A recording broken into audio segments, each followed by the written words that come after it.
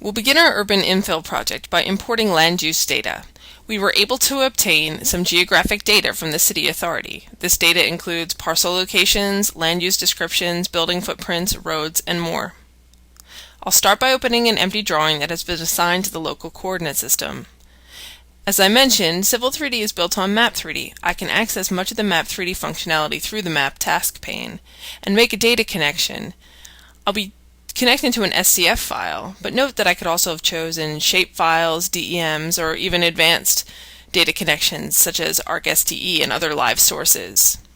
What you see on the screen is not just geometry of parcel boundaries, roads, and buildings. Each polygon contains a rich warehouse of information. To make it easier for us to understand this land use mix, in our land use mix for the project, we can create a thematic map. But first, let me explore some of the options that I have to create the thematic map, such as description, make, theme, such as land, roads, buildings. That will be the one that I choose to make my theme.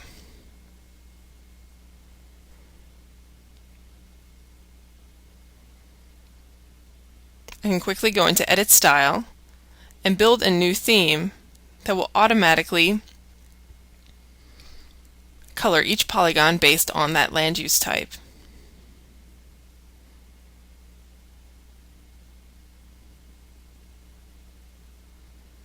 I can choose from a predefined color palette, and later I'll show you how you can store your company standard color palette for later use.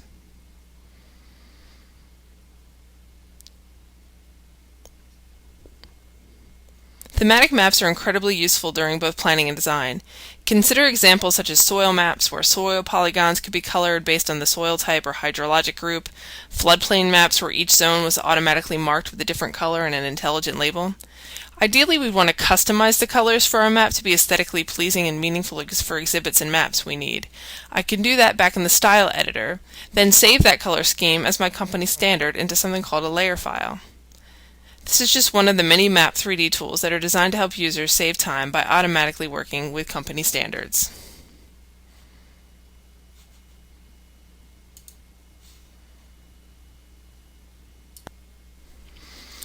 Sometimes creating a colorful exhibit is all the engineer or planner needs to tell their story, but most of the time some more detailed analysis needs to take place. In this example, the engineer needs to show how much of the development site falls within a protected stream buffer. We've created a map that combines geographic intelligence with polygon geometry and data.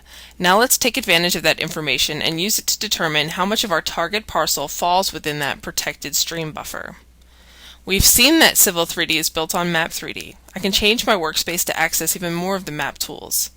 And using the Feature Buffer tool, I will automatically create a 50-meter offset from those river polygons. We now have a visual understanding of where development restrictions would fall, but there's more. Let's overlay this information with the land use data. An overlay analysis is useful for building combinations of geographic information. One example might be an overlay to determine how many parcels fall within a certain flood zone.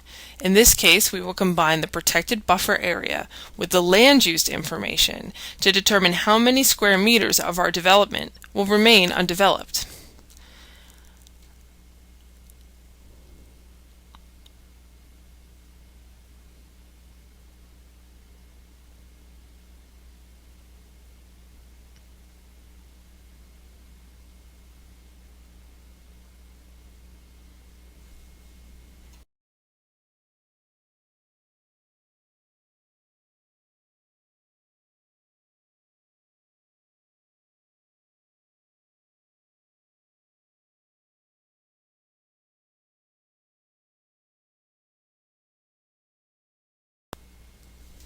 Once the overlay has completed processing, that new data layer appears where the river buffer polygons and the land use polygons intersect.